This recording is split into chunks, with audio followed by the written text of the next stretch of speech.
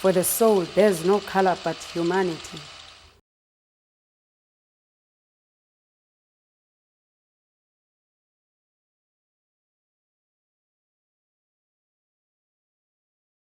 What do we have here still? The mafia. Those are the architects of apartheid. Yeah, all the architects. They are devising their way of sustaining the system of apartheid. Yeah. Look at that. I mean, that's like a mission. Like the map showing them. Which year is this? This is basically around about the beginning, right? Yeah, and true. if you think about like Botha has been part of our so to say recent history, like in the 80s, you know what I'm saying? History, in fact, is a weapon. Memory is a weapon. For sure. Is a weapon which people can use to inform themselves about the past. And the question is, what do they do about it? That's the question. After having informed of the past, then what?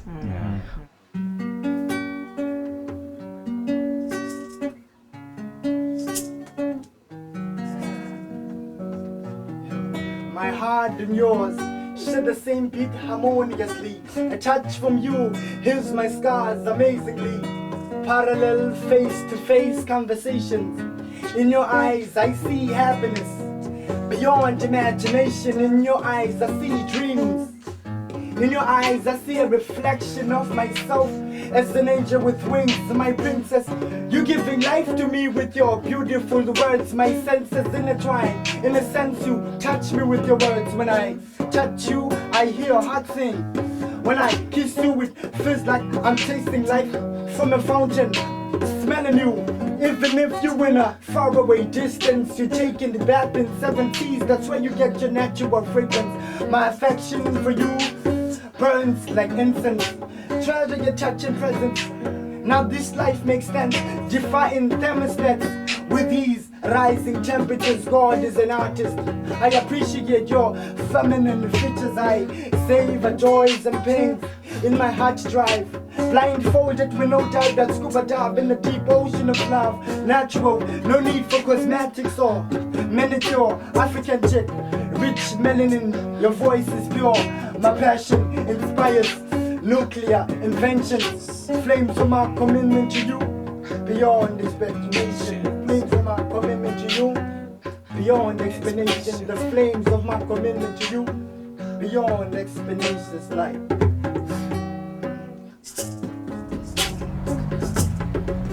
welcome to Port Elizabeth, Nelson Mandela Bay, South Africa. You're listening to Radio Masizakhe, and I'm your host, Imhotep. You got it right. It's about that time to heal.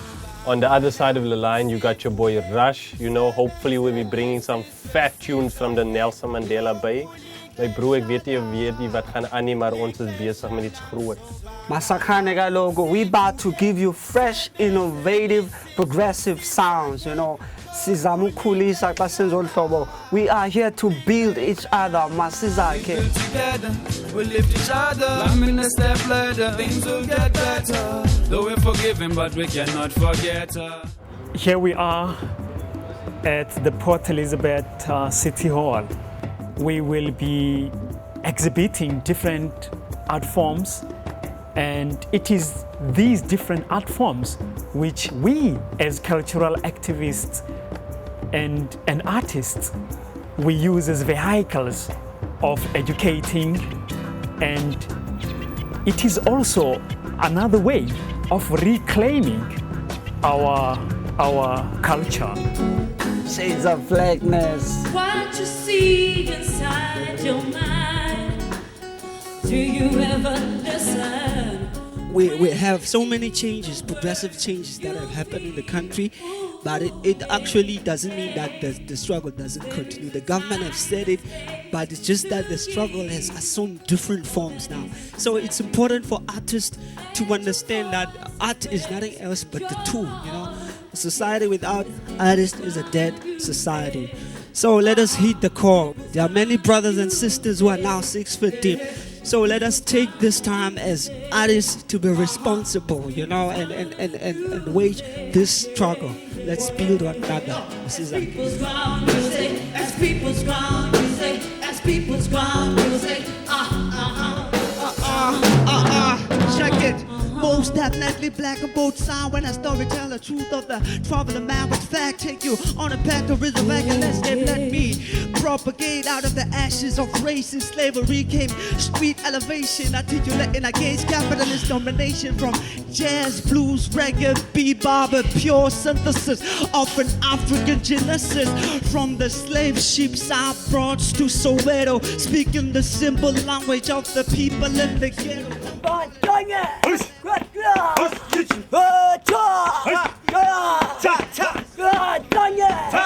Toyi-toyi is a political form of dancing that is informed by our African heritage, you know.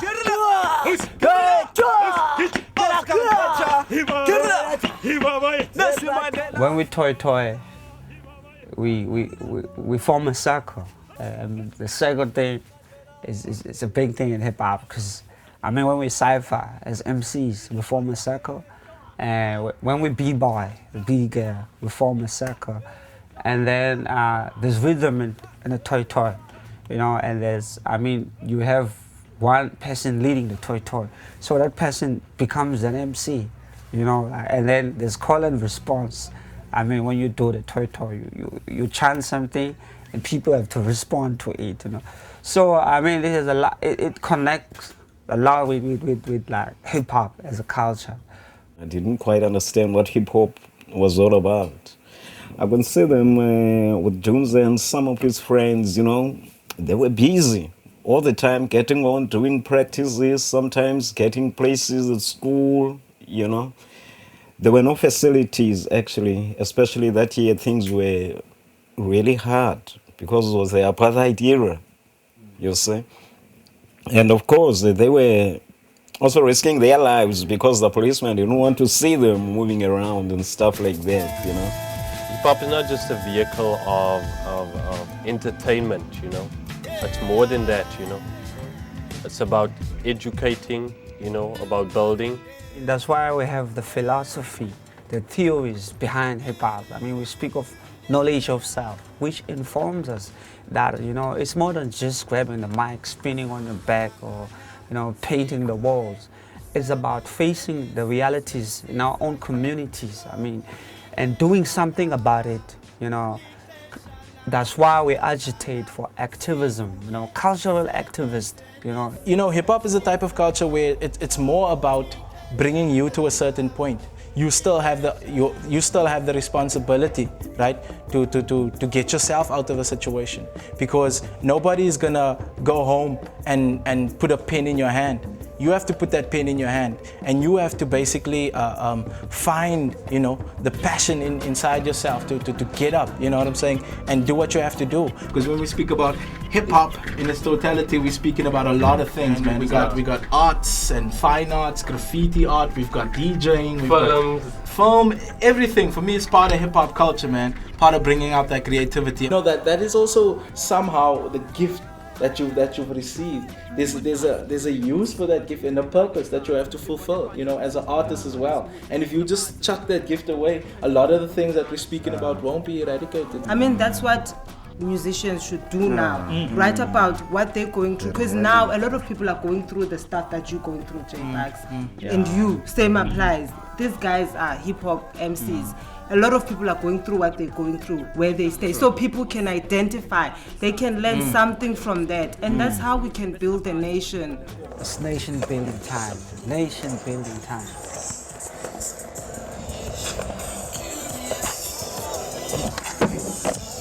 We gotta use each other, we gotta use what we have to learn about each other, so there's a better understanding and a better alliance in the country, because I mean, it's our country now, it's multicultural. We got to, you know, understand each other before we can really work together.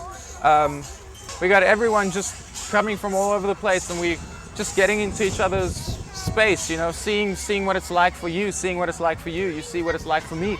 And I mean, you kind of respect that, and you take what you can from that, and I mean, make the best of it. It's great. I mean, what can I say? we soak each other up. We have to.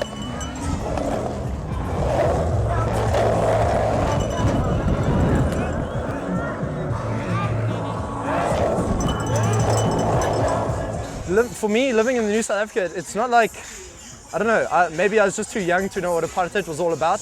I know from chatting to people from overseas, they have a very like jarred perception of South Africans. They think that we're all racists, and I don't know, I think the worst thing that people could ever have done was call it apartheid. I mean, it's happened in so many different countries and on such even worse scales, like global scales of genocide and stuff, where they've killed off masses of people just because they belong to one religion.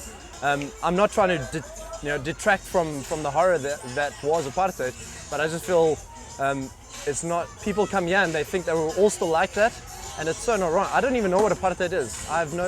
You can ask me now, I'll be like, I really don't know. Fear of change. April 1994, with bated breath, we wait. At last, we join the rest of progressive humanity. Uhuru, inkululeko, ki ki ki ki ki ki ki ki ki ki ki. Shall we sing and dance, our cup truly overflowing? Why then am I not overjoyed, frozen my heart? Shall I with you a secret share? The world has a memory swifter than a blink. Give it a decade or two. If that, then fast and full will queries flow. Why are they not making it? What's holding them back now? After all, apartheid is gone. I have seen the thick welted scars on people rudely plucked from hearth and home, bound hand and bleeding foot, kicked, punched, raped, and ravaged every which way you cared to think, killed in their millions and dumped on icy wave.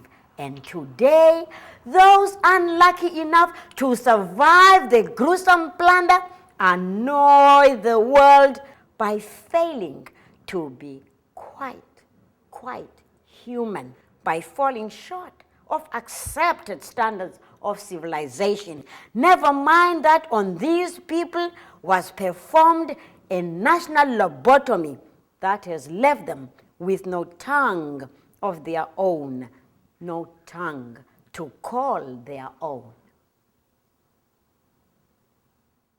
I mean, fear change, but I'm impressed with how how she actually paints the pictures of like society, what it is, and she speaks about uhuru and freedom and how people actually psychologically we're not really prepared for it. Because 1994 was like hectic, a lot of our older folks, which she basically represents that time frame, was afraid of what is happening, after 1994. She's from a different generation, but she's still continuing, with that struggle, understanding the challenges of today, and inspiring the youth. There were a number of white people who never knew the truth about what was happening. They were genuinely unaware of what was happening. They were just told that black people are naughty, they are bad, they are barbaric, they are rude. So they didn't know the actual truth about us. And before Mandela's release, they learned about these things from the uprisings.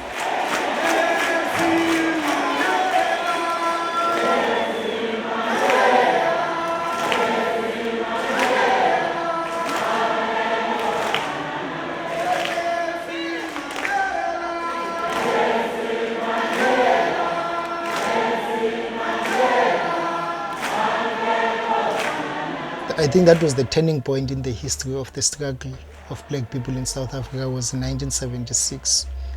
There was this slogan of liberation now, education tomorrow. There was this especially sad picture of this woman lying down with her baby. Her baby doesn't know the mother's dead. Is grabbing her breast, looking for her breast to suck. She was full of blood. We were fighting against the regime, so because of that, we used to destroy everything. The schools, the shops, whatever. In 1976, during the uprisings, the school was burnt down.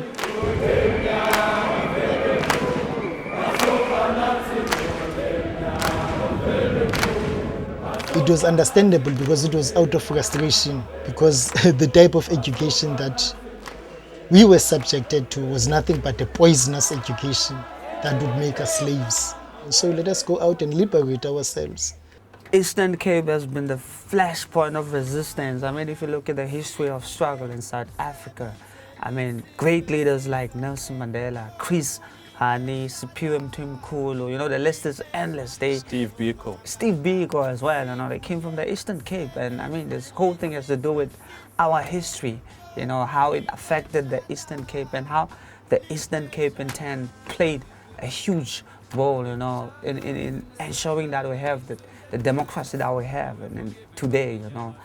They shot him while he was running through Njoli Square here in the township. They detained him. In the detention, during the detention, he was poisoned. It is such people that are an inspiration, that serve as a source of inspiration to us, because Siphiwe Mthimkhulu was truly an example, and he died for what he believed was worth pursuing. And now, as young activists, we live in a more conducive environment, an era which is democratic, but you don't see many Mthimkhulus rising and taking up from where they left off.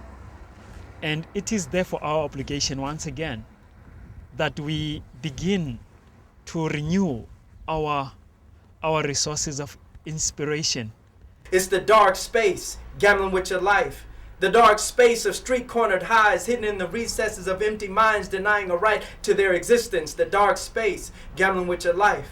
The dark space where hopes and aspirations are replaced with apathy, aspiring to mediocrity, cerebral checks flexed in the sets of crap games disputed on curbs of broken verbs that bleed in the loser's words of, damn, snake eyes, the middle passage. Passing through social waves of miseducated people who speak like oracles of old, misinterpreting the clanging changeling of steel chains that choked our mothers and daughters and sons who struggle to free themselves from their soulless captors. Believing that our bodies could be objectified, magnified, ostracized, and fried in the grease of denied peace, sizzling pieces of our flesh that could have blessed the heritage of today. Instead, we recover from the setback of 2 steps back and always a hope forward, but never an act, but a prayer. Our Father, who art without can see, hallowed be this conversation because it seems you never answer, we. Reminded of our people's history through commercialized segments of social commentary, commenting convincingly that this constant democratic bondage is better than any connected community. Yes, I want to go outside where the Africans are, where I can kick and dance and speak and preach and teach in the crust and dust of the ancestors who have gone on before us. I want to pick up the ancient rhythms of their hands, clapping to tambourines, banging on the songs of love, life, and flight, where we can fly away from this place of these subjugated insufficiencies and these global hypocrisies that take this hue on surface value and trade it for commodities of color, screaming for sale, deep black is for sale, and a high yellow gal whines and gyrates to the sound of boogie music. People beware of our mystical sister. She will spellbind you and wrap you in her tentacles of black juju. I mean, you can hear it in the song that she sings, that she's twisting and turning, moaning and groaning, wailing and yelling that her body is not for sale, for sale. Black butts, mulatto Negroes, happy darkies, shining and grinning, cutting and scratching, booty shaking, sex simulated situations situated in a heat of ghetto laws, taking dollar bids of our people's refuse who refuse to succumb to subjective silences of struggle string. I'm gonna stop. I gotta stop.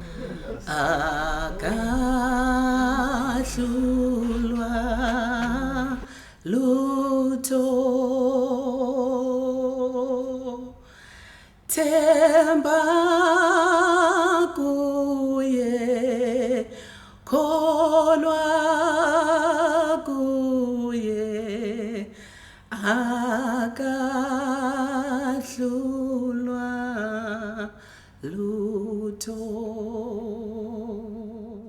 And that's Chogi, one of our brothers from the States, you know, reconnecting with his roots, You know, what is amazing is that this poem just flowed spontaneously after Simpiwe Mthimkhulu's mother just told him about, you know, the challenges and the struggle that Simpiwe went through, you know, the suffering and you know, the sad, you know, departure, you know, of Simpiwe Mthimkhulu and what Simpiwe means to, I mean, to us as a youth now and what it meant then, I mean, to the struggle, you know. Because, I mean, Simpiwe Mthimkhulu sacrificed everything. That man, I mean, he was young, but, I mean, he committed his life, his being, you know, to the struggle.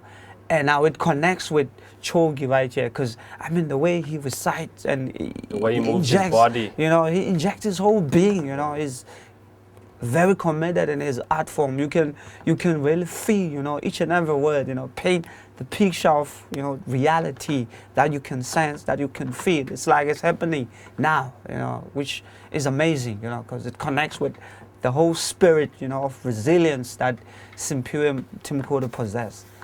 As people who are just emerging out of that history of oppression, we are now facing a huge challenge, that of overcoming and completely obliterating the psychological malaise that our people are currently suffering from. That education was an education system that inferiorized the people, you know, it instilled in their minds the sense of inferiority and the sense of self-hate. And that thing has been done for over a very long period of time. So it couldn't be just washed away by a 10-year period of democracy. So the movement is trying to give birth, you know, to try to reawaken our soul so that we can come back to life again. But we know it's very challenging. It's not easy for us to do that. But we are trying. We are trying.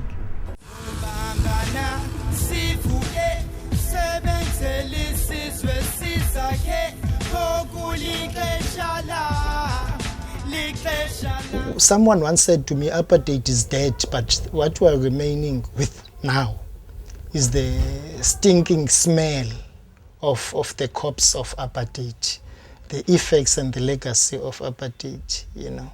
This road is called Yoch Road. It is a demarcation. It divides the haves and the have-nots. It is a boundary. You cross it, and then you are in another world. It's two different worlds in the same neighborhood. And this is the township. A township is a black residential area. The colored areas are not called townships. They are called colored areas or northern areas in Port Elizabeth. And the white areas, there is no area, a white area, which is called a township. And remember, they were built in order to segregate people according to race. But coloreds were below the whites, you know, always below the whites, and then at the bottom, blacks. In everything, school, education, whatever, down there.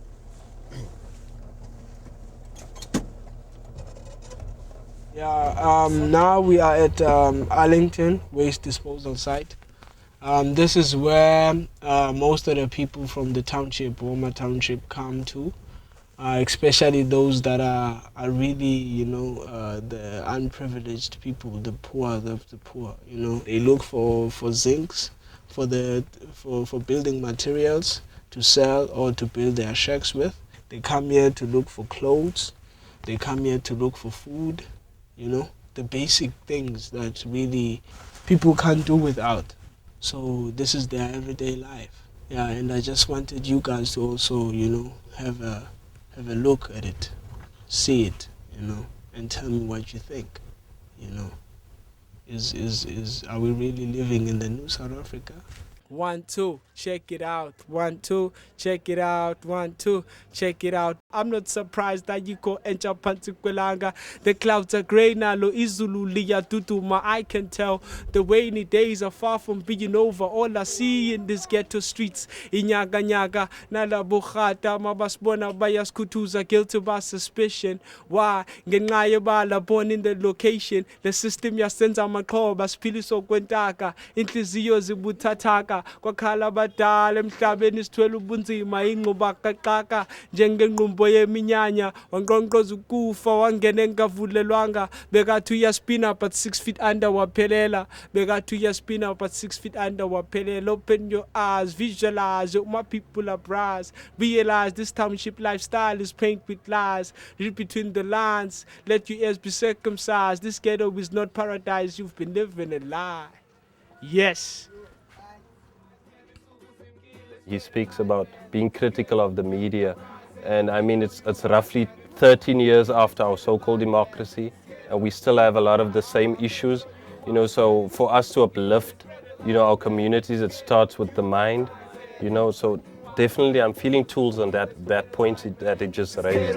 Youth uprising, Metro New Wise, man, let's spread the light, man. Ghetto, youth uprising, Metro New Wise, man. Right here, we are in one of the fastest growing townships in South Africa, Motherwell.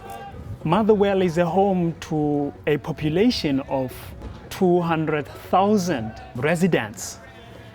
Right here, as you can see, this bus shelter, you might look at it as a bus shelter, but to the community, this is a community center.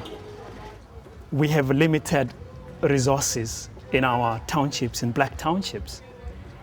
And as part of contributing to community development, movements such as the Ghetto Youth Uprising is using facilities such as this one as an alternative facility so as to further their activities in the community.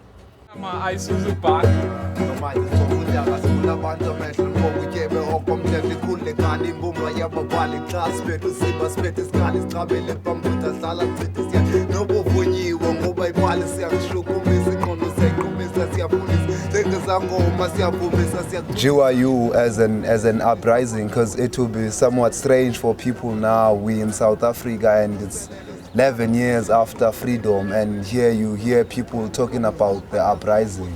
Why there is a need. We are uprising basically against the drug consumption and all the negative mentalities that you'll find in our community. We speak of teenage girls who are abusing their bodies, like the way they sell themselves in the shebeens here locally.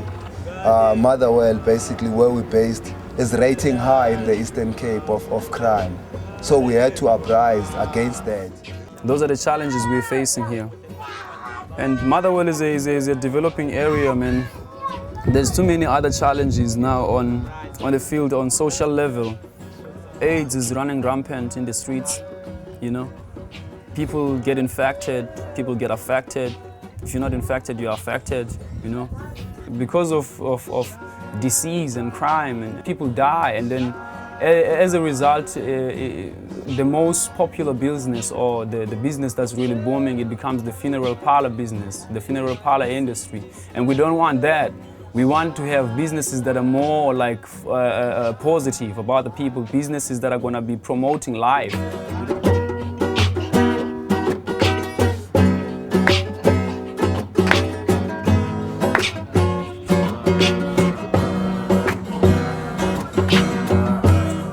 We are saying to people that instead of being labeled and feel good about the labels that are foreign to your kind, why don't you make your own clothing? Like you see, what I'm wearing is made by my brother, you understand? It has a label that I'm able to define and able to conceive. It's YR, meaning to say, Ya rules. It's simple, it's for the cause that I support. And if I buy from him, he can buy food later on, you understand? And it's not gonna leave me in debt at the end of the day. We're creating music, you understand, our own music. We are setting up our own studios. We are making shoes, call them eco shoes. As you can see, it's made from cotton, you understand? And then you're supporting people that you know, that you live with each and every day, the people that you're gonna be proud that they're doing something to help their lives, to actually help the community with the money that you're giving them. Let's spread the light, man. It's Ghetto, youth uprising, Metro, you wise man, it's Muzak. Let's spread the light, man. It's Ghetto, youth uprising, Metro, you wise man, it's Muzak. Let's spread the light, man. It's Ghetto, youth uprising, Metro, you wise man, it's Muzak. Let's spread. Based upon the concept of Masizakhe, meaning that let us build each other as a people. You know, we try to define ourselves. We want to be free. Everyone wants to be free. I don't believe there's anyone that don't want to be free. But our people have got to define their freedom. We as a people, you know, as Ghetto Youth Uprising, you know, we try to build each other, you know, Muzak. So this is what we're doing through this catering business of Soul Veg. You know what I mean? We're trying to uplift, we're trying to promote that life by saying that why don't we do something? Let's start with food. You know, as our brothers have said, that food has been found as the major contributor, you know, of whether you're gonna live or you're gonna die.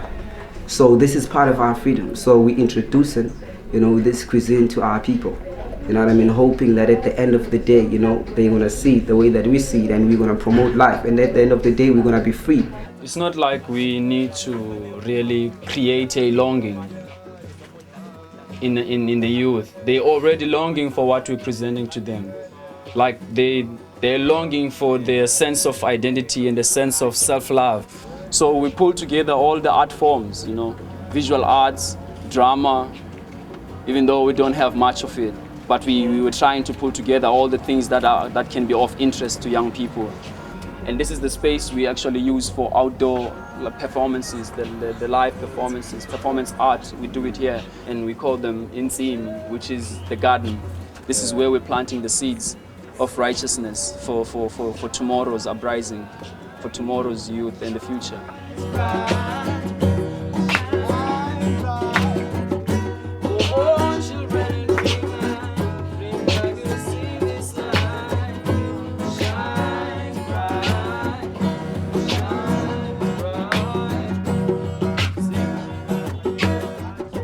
One of the group that is making it in the Nelson Mandela Bay is the Ghetto Youth Uprising. The brothers that are highly influenced by their philosophy of Hebrewism. I'm liking their philosophies. I mean, absolutely, man. I agree with you. I can still recall seeing a Bantu back in like 2000 doing a performance. He was like a lighty still, bro, man. I can, you know, Usiba Nongwadi, you know, definitely, you know, they're not hip-hop, but they, you know, that movement that they're bringing to the table, you know.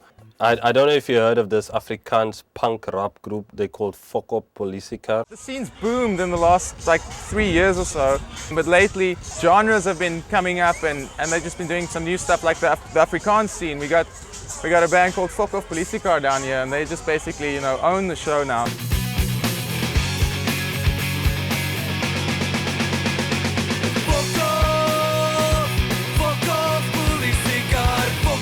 I think we were always like, in the bands that we played before, it was always like a kind of a carbon copy American thing, you know. And when we started this, we just wanted to sing in Afrikaans because that is exactly who we are. There's no other reason behind it. We're not really like pro-Afrikaans or like really, Afrikaans is not really the issue. It is just exactly who we are. When I say something in Afrikaans, it's almost like we just feel it and understand it, you know.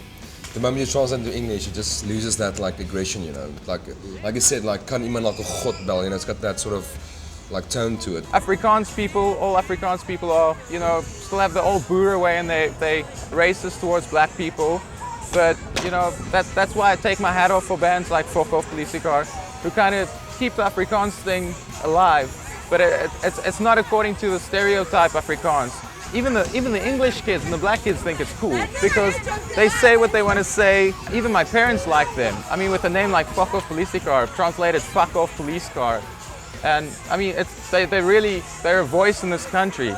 And we need that, especially a minority like Afrikaners, which can easily die out because of, you know, what has been going on in this country for the last 60 years.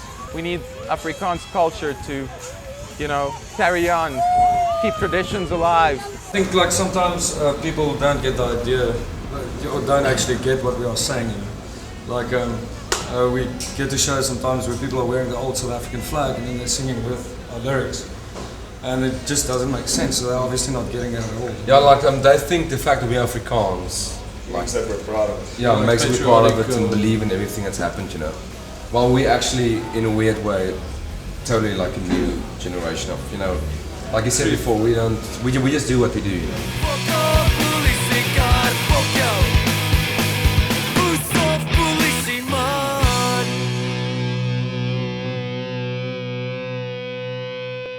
I'm definitely loving that, that we have former white Afrikaners and, of the history of South Africa. We were not, supposed to have these mixtures. Racial and everybody, so I'm loving what they're doing, because it's unique.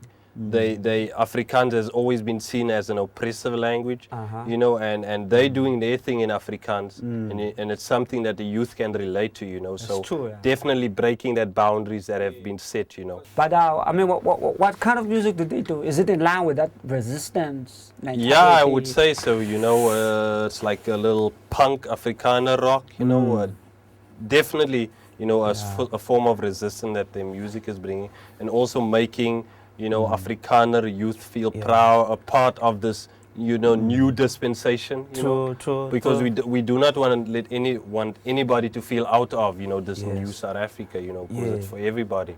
Masizakhe, you're listening to Imhotep and Vuche on radio. Masizakhe. Yeah. The name of the song says Kulekani. Kulekani. It means that be free. Be free. Yeah, that's the name of the song. A good afternoon. I love you all, especially those in the north.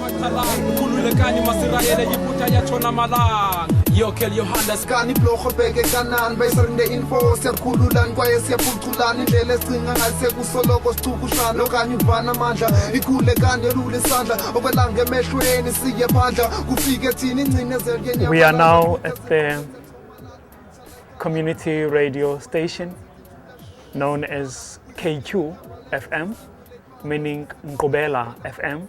It serves as a voice for the whole Nelson Mandela Metropole, where we as activists also get to have a space where we can debate about issues of local community development. Masizakhe ke uyazijonga ke ezo nkalo njenge-elements zokuthini zokwakha nokuphuhlisa isizwe. Nombandela ubaluleke kakhulu we-education ezemfundo. Masizakhe ke ngoku uyazithatha zonke ke ezi zixhobo azisebenzise ekuthini ekwakheni isizwe ngokuthi azama ukuphuhlisa ezinkalo zabantu balapha phi eMzantsi Afrika. When I started with hip hop, there wasn't any station that you could approach and say, we've got this medium that we would like to play, local stuff, because there's lots of talent within the communities, but there's no vehicles for them to get their messages heard. Even a basic thing like recording, a track is a difficulty because there's not a lot of recording studios around. Okay, we're getting in the baby studio, Geosacred. It's his room, he's using it for recording and stuff. Let's say hi to the family, you see the triplets and stuff like that. This is Boganu's father. So let's go in. I don't know if the guys know that we're here yet. It's back. It's all fit in, and we'll see the reality. There are people who are doing music around community, so they need something to listen at home. They need some demos to be heard by other people. So I try by any means to get them to this mini studio that I have, That's the only thing that I can afford right now, But we have done a lot about those things, about this stuff that we have in here, The reason why I joined Ghetto Uprising is because of the things that are happening around in the neighborhood, Some things, they force you to make a change. For the past 10, I've seen a lot of the news at 10:30. So much sheep, but with the wool pulled over its eyes. So many false prophets who make us believe what they falsely prophesize when propagandalize you. When we lie or steal or be deceitful only to screw over the next and over the next and over the next and over the next and over the next person to and person from and think we know what best suits the next one. And as I pull at this wool, as I try to unmask it, I find more darkness in these depths that's uncharted for my roots. You see, my roots lies deeper than what I expected, so I pray for guidance from the highest one and get connected before I go to sleep at 10:30. For the past 10 years, I've searched, and I've searched, and I've searched this inner me and how I affect my country. Now I've been from black to white and black again. To me, you see, the past 10 is the past tense, but I and we all had to go through it in order for it to make sense. Now I've learned a lot from this last past 10. But I left it last night where it belongs, at 10:30. For tomorrow my son stands among women and men, smiling when they looking back then at their last past 10. Imo, our brother at Angle, you know, he's been doing stuff with, you know, he's from PE, born and bred, you know, but he's based in Johannesburg, and he's been doing some stuff with United Siblings, you know, and they're doing artwork, poetry, you know, and, you know, their music and their poetry basically reflects on the past, but it's also taking us future so that we can build on the present, you know, which is very important for us to move forward as a nation and even as a community based in Port Elizabeth. We are in the South End Museum. Apartheid did not only leave physical wounds, but it also have left serious psychological wounds. And through this museum, the museum is trying to be a healing for the community which was once the South End community. The whole community was psychologically, physically, and emotionally dislocated as a result of that forceful removal. It is now a community of memory. So this means that the struggle now is no longer against the oppressive apartheid regime, but it is now a cultural struggle, a struggle of reclaiming our past, a struggle of memory against forgetfulness. We were removed from South End as a result of apartheid legislation. We had a very colorful neighborhood.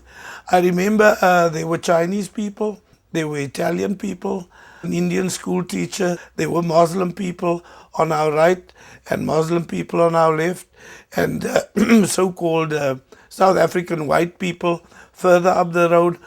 This area here was very cosmopolitan. Vars vis, 5 in a bos and 1 hang los. I've got 5 fish in a bunch. 2 of them are Muslim fish, 2 of them are Christian fish, and the one that's hanging loose can be anything you want it to be. In other words, he was getting the message across, look, we are people here. Right behind me is where my parents' house used to be. This is where we grew up. And the tree that you see over here, the one that's now slanted, it's skew, is actually the tree that I used to play on. Effectively, the bulldozers came in 1970, and people were then had no option. It's either you move out on your own, you load your things on the truck that came around, or they should simply come and push your house down. My refuge, from birth to death, rains, tempest, and thunder, never discourage you. You outlast those who made you. Rusty and old you stand. You are my home. In all shacks, you are the best. I am proud of you. My refuge. My refuge. Shalom, shalom, my people. Yeah, keep it playing, man. Keep it playing. That's good. Hey, Kamalam Guabandu, ne? There's a market we say introduce you. I'm bringing you some part of PE music, you know. Can you give me the volume, man? You don't be waiting, long cabo with leader. What else do you expect? Single losses and digo. These are last days of night. No doubt the sign of man has arrived. The signs and wonders my back. And I'm the testimony of life. That's why I'm giving you the track so you can get under the wings with angel of light. The true angel of light. Hear what I say. When I look at what is happening now in South Africa, we are getting at the point where there's more skilled people, skilled in terms of becoming industrious and knowing much technology and knowing engineering and all this stuff that people go to study at the institutions. But in reality, looking at those people, they are empty when it comes to the knowledge of their culture and the knowledge of character building. What you want to do now is to go to schools, higher primary, high school, you know, whoever we can reach and try to tell them that you can be diverse. You can be listening to whatever you're listening to, but listen to us because we also bring education what we do. You know, we like people to dance, we like people, but the knowledge of self, you know, where we come from and how does that help us from the past to the present? How can we shape our future with what we have now? Now these are the times. These are the times.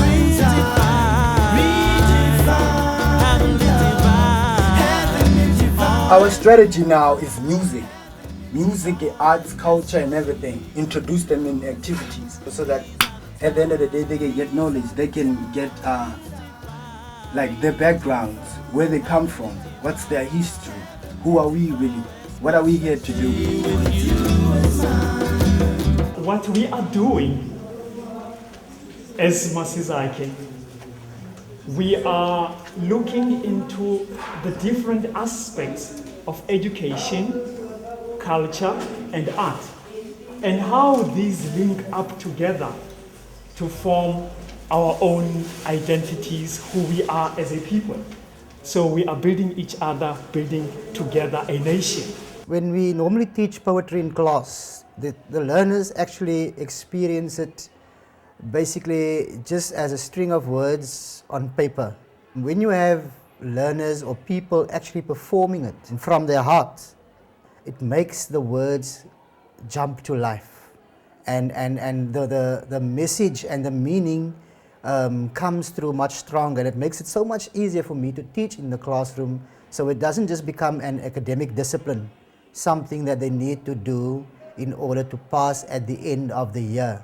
But we see schools as a means of advancing and developing society, and therefore we believe strongly that the cultural aspect needs to be integrated into the broader school systems as part of learning. My name is Princess Mvambi. I stay there by Wazakela. As you see us here, we're a group from New Brighton. We call ourselves Inyani, or AU. Inyani meaning truth, and OAU meaning Organizing Arts Unity.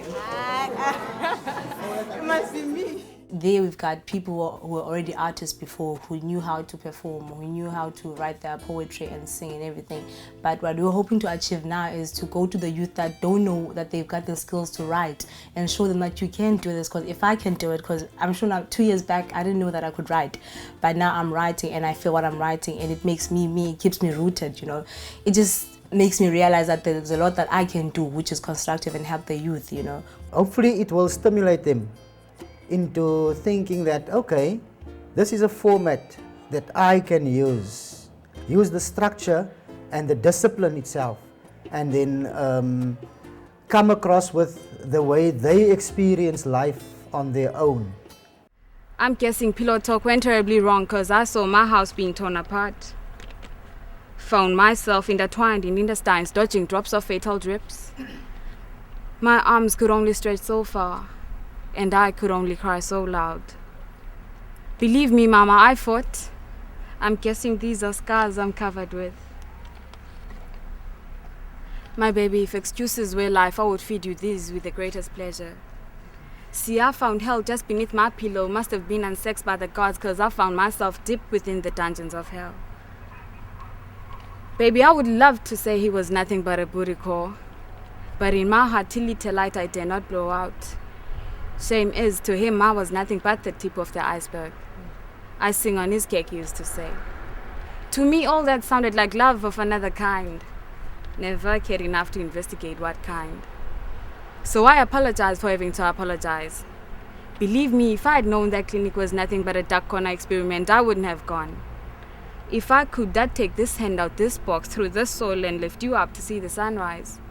Feel the rain on your skin. See that smile on your face, trying so hard to figure out whose it is. Have you look at me with those eyes I imagine to be big. Most of all, hold you in my arms, cause you are only one floor above me. Thank you.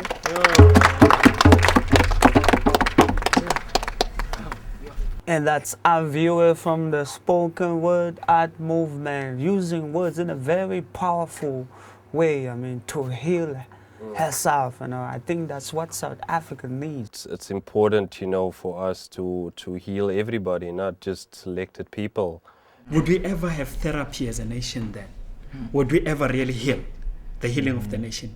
Can we achieve that if we have these repressed No. memories? Before even going to learners, talk about teachers.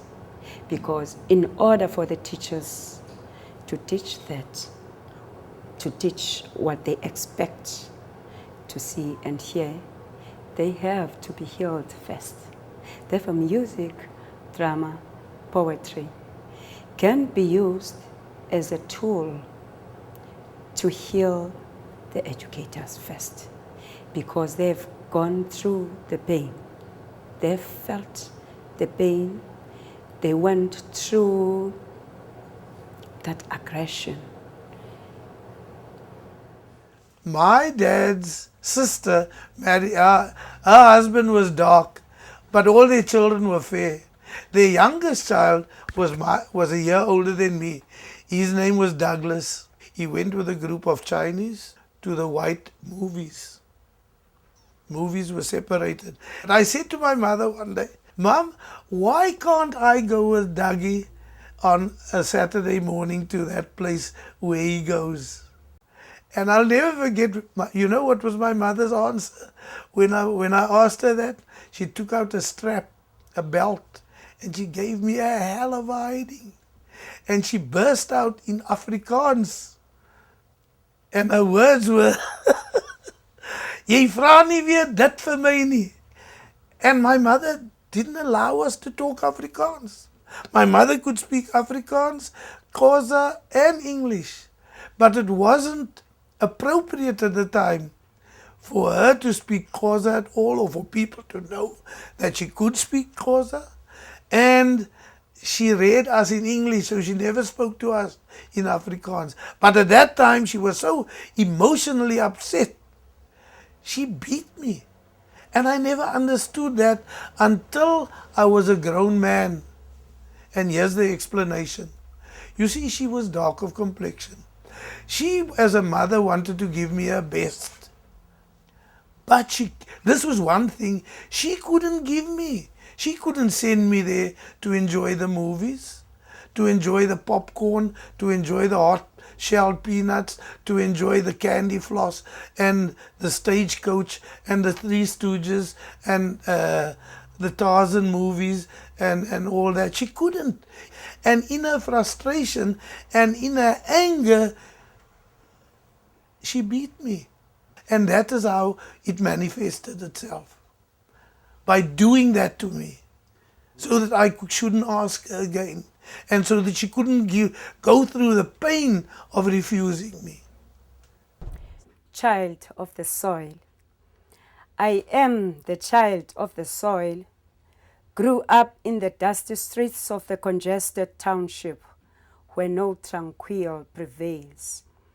How I wish I could delay the golden gift from moving away as it bids us goodbye, leaving behind the misty horizon at dusk and noise gradually fading away. But soon the sky will sparkle with diamonds that fill our hearts with warmth and hope as little creatures move out to greet the night and claim their freedom. Yes, it is time for me to rest, for the day's work is done and the lingering blaze is dying out. Very soon the morning will come crawling. Tulega, one of the teachers from Funimfundo.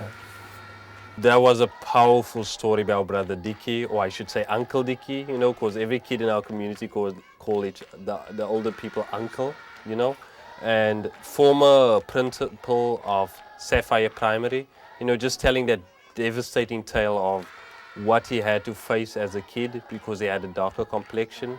The history of this country is like, it's been aggressive, you know. People face many challenges, you know. And, you know, forced education, you know, how many of our teachers were fighting that struggle, you know, back in the day. I was at the University of the Western Cape, and the University of the Western Cape was seen as, at that time, as the radical university. It was one of the universities that actually took the battle against apartheid to the extreme. We had all sorts of riots. I was actually part of those rioters, put it that way. We were shamrocked, we were tear-gassed, our rooms were ransacked. Lloyd Cunningham, another powerful, you know, storyteller, you know, he's gone from teaching in Helen Vale, which is one of the worst, and also an area I was Crime raised leader, in. huh? Yeah, you know, established at Hillside High, you know, facing a lot of issues back in the 80s as a political figure. Also, you know, he's trying to motivate, you know, his kids through art, you know, through the spoken word. And, you know, for a teacher to come out with that, you know, motivation is very powerful. Opening your mind and using art, culture, music as a tool to raise awareness. I mean, it's a different approach altogether, which is what we need today. Come join Ghetto Youth Uprising. You'll be surprised how wide your eyes can visualize your inner. I'm just a mirror. I try to tell her life can go further than dusting, deeper than trusting, get tougher than horses. I try to tell her a lot of things that you get from eating cheese, exploiting skills, and having a lot of things, Daughter of Judah, rejecter of Buddha. Is your life worse or gooder? Wait, don't answer. Let me unveil and reveal what's under caps, carpets, and calendar. I'll not try kwindlu engoyo kokwenu ungekachayeli kokwenu. Yeah. It's like there's a saying in Xhosa, you cannot go broom next door while your house is dirty. You have to first clean your house and then go out next door. And then Bantu Steve Biko talked about the Bantu re-education and stuff like that, meaning that we must come up with our own system of education that will have fundamentals of African morals. And moreover, now, after 1994, I think there's been too much compromise, you know. And then instead of starting our own thing, then we continue what the oppressors like gave us, you know. Because by the time of the apartheid, I think it wasn't more of they were pushing us away. Somehow it was making us want what they have. They are creating the world according to their image. So what happened in our country? We have achieved our liberation in 1994, but the reality is that statues like this of Queen Victoria are still occupying major cities of our land.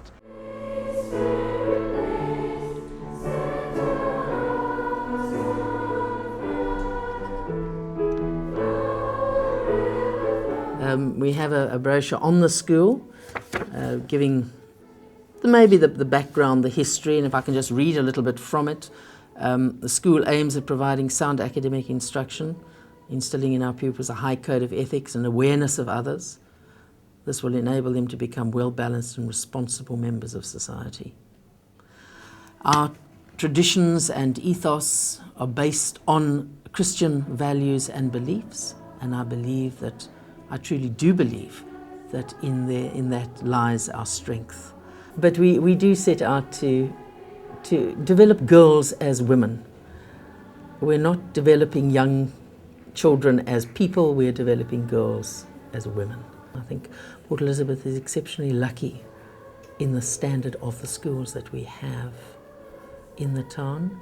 Obviously, there are two sides, the ex-Model C schools, the previously white schools, which are now multiracial schools.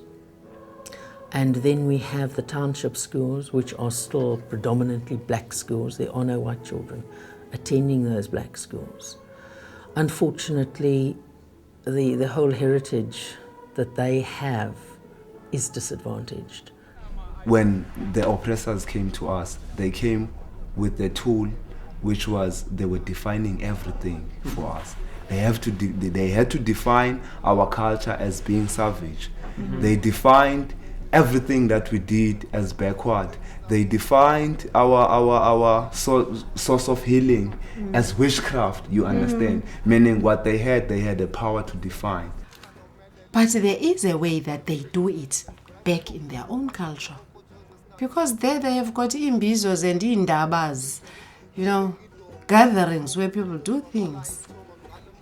And that's why we're still here. It's not as if because we didn't read books, we didn't survive. We're here. We've always been here. And Africa has always been our home. And that you can't wish away.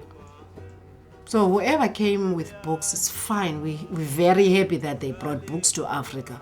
But they must also consider that the people of Africa have their own ways of learning, their own ways of generating knowledge, even before they came. Otherwise, we wouldn't be here.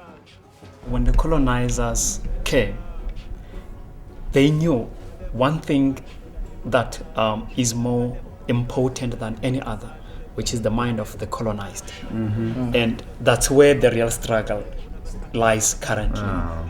We might be viewed as a free nation, but the minds of our people are still in bondage. Yes. And as artists, as cultural activists, that's also where the real challenges lie. That we make our art forms such that the people see the realities as they are, so that they can be able to deal with the reality as it is, rather than to paint a picture that is not there. When you're free, freedom freezes ignorance to ignite intelligence, to revolt with relevance in support of a people's existence. Resistance proves powerful and present, boldly bolting against the nation's instigation, interrogation against the masses. Souls are mindless, find the burst in timeless, and are spun into the matrix of composing creations for liberation. Free to think, to live, to see, to be, to soar, to fly into new days. Following freedom into fresh thoughts that touch hearts and hold them in the challenge of remembering yesterday. So look through today with designs on tomorrow. Set your children free. Teach them that their souls matter, as does their earth. Help them to speak in free verse and let them walk with the wind, glow like the moon, shine like the sun, knowing that in freedom we have won, we are one.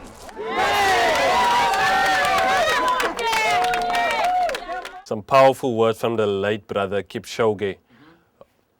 Freedom, he speaks about freedom, and that we still seeking that freedom, a freedom, which not just South Africa seeks, but like the whole world. That is not unique to any country, be it South Africa, be it, Los Angeles, South Bronx, Chicago, South America, South America. That inequality is something that exists on a global scale, that the struggle continues on a global. And only through a collective effort can, freedom really be obtained, Because are we going to be free, or are we going to be free and dumb? You have various billboards that promote various adverts as such. And you have one of those billboards that actually promote the information about being born free. Are we born free? If really are we born free, given the fact that many people have laid their lives so that all of us can be free. So that is a question that one have to ask. Are we really born free? No, we were not born free. We have to fight for our liberation in order to be free.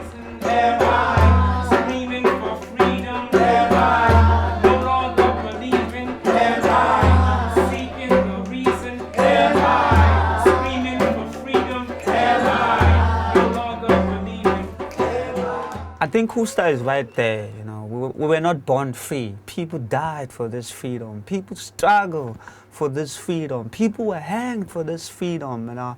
And the struggle continues today. I mean, culturally, we're not free.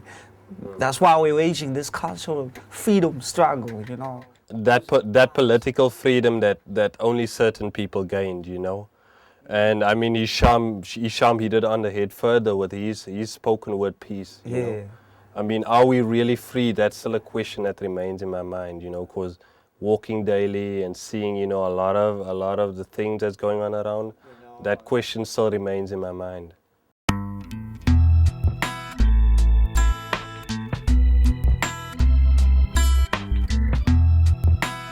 So I wrote a song that's based on the veterans, but even though I'm zooming it, it's like a zooming into an individual, which is my father, you see. It's a narrative that's actually, I'm getting out of the house at night and I come across the gang of young people. When I come to notice later what they were doing in the middle of the street is that they were robbing an old man, you see. When I get close to this old man, I realize that this is a man that I know, and he has one arm.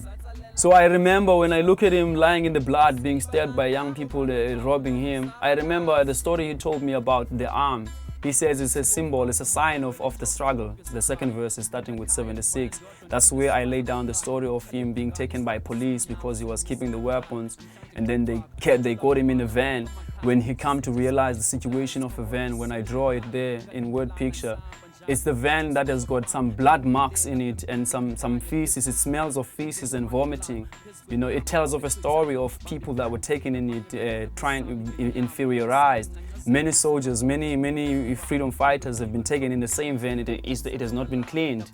It's just used as a vehicle to take these people and put them there and abuse them and take out their manhood from them.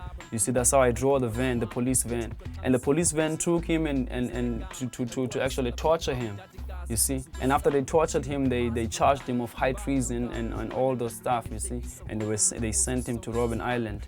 But when he comes back home, with the hopes that now things have changed, he come only to realize that he's going to be just a poor civilians and you know, and mad.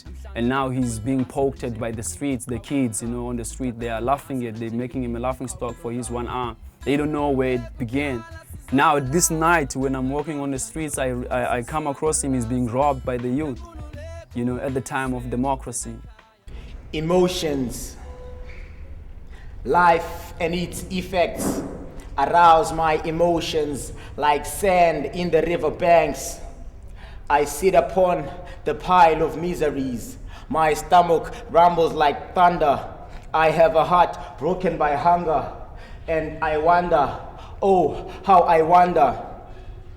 I ponder, running around my soul, trying to catch these emotions. I stick both my hands into my eyes, trying to stop this dam of tears from bursting, creating an imagery of historical scars inscripted in the most sensitive part of our hearts. Stories about the brutality and the misery I've heard about causes me to mourn internally, embracing the graves and cursing the sky. If only I had wings to fly, I would never mind flying across the sky, giving showers of bitter tears to the land, watering roses and turn them into thorns and thistles. These emotions possess the minds inflicted with injections of revolution to bring a new solution that is better than that of a politician. That is better than that of a politician. That is better than that of a politician.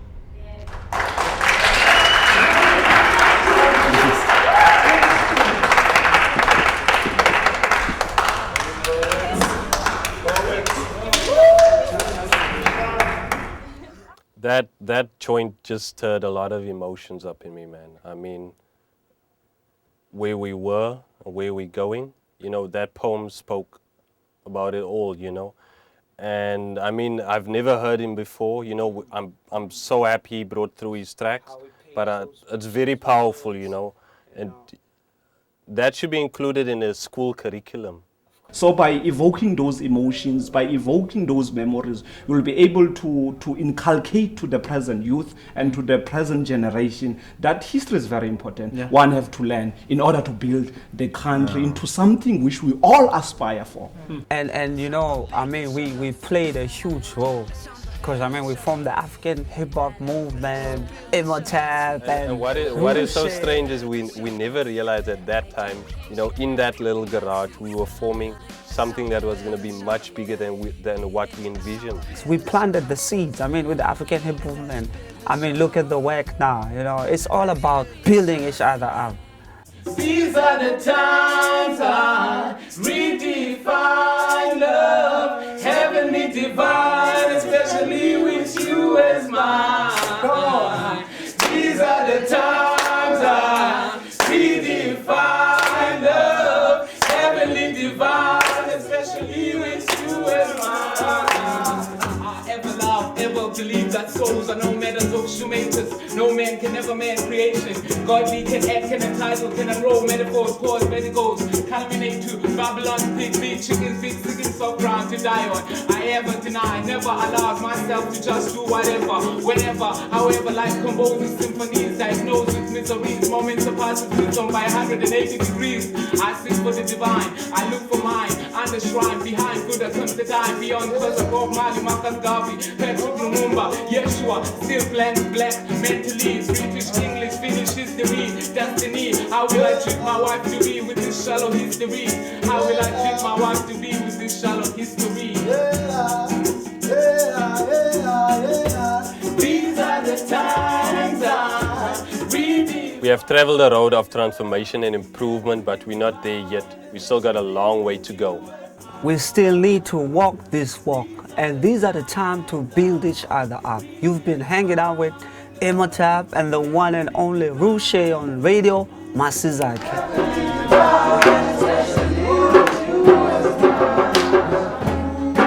One of nature's pride, more attractive than a mountainside, natural like the soil, beauty which touches my soul, the smile of a princess, a frown that makes me peaceless, rose of the field, smell of perfect spring. She unfolds a naked beauty when she giggles like a baby. Her voice is a song, I dance to the rhythm of her words. She is poetry in motion, heart wider than the ocean, twinkles in slow motion, eyes leaving me with questions. Honest words are louder than actions, living in locations, in these last situations. Her presence beats my heart, it beats like a drum. My brain cannot stay calm, I'm restless like the seashore. I am restless just like the seashore.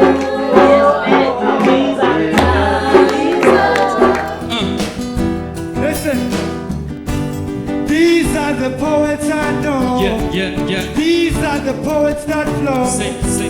These are the poets that is pure and good and righteous in his soul. Abadala mandulo mthandayo bomkhetha ngesimilo uthando lunzulu uthatha iclash uthenge uphimis umano see umano pork ubenomsindo ufuna uhoxa umano khangela ubhiko bokulwa ngentonga zomlomo uzengisile ekugqibeleni uzuza uthando noxolo. I pour out my soul and diamonds, system manifest the marigold of my inner man. I cross the streets with many eyes where love book is written. You stand eminent like wise words in this.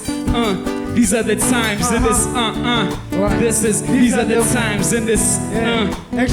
These are the times in this. Say what? Let's go from it.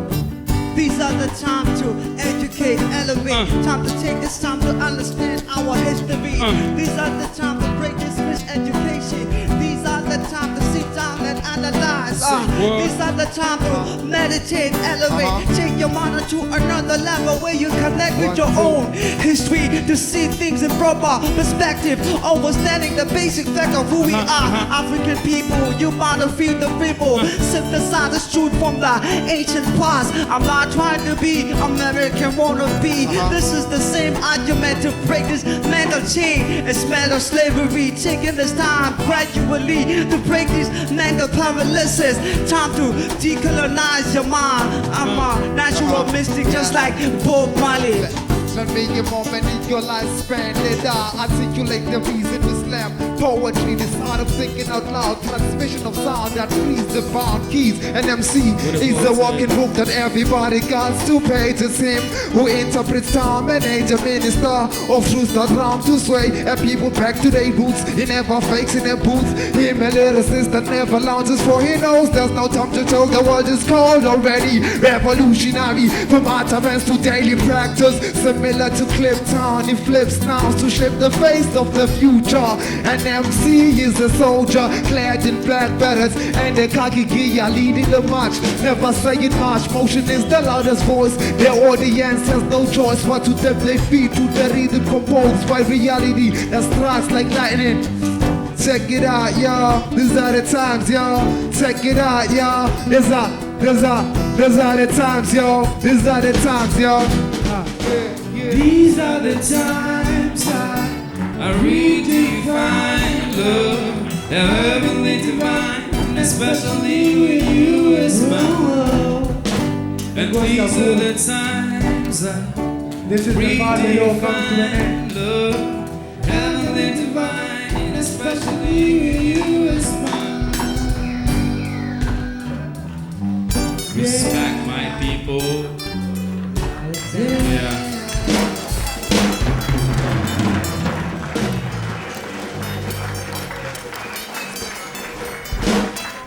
Yeah, give it up to the artists. We dedicate this song to all the fallen soldiers as we stand with integrity and unity in honor of their struggle. Sending our condolences to the families that lost loved ones on the front line. Much love and thank you for your sacrifice that influenced change.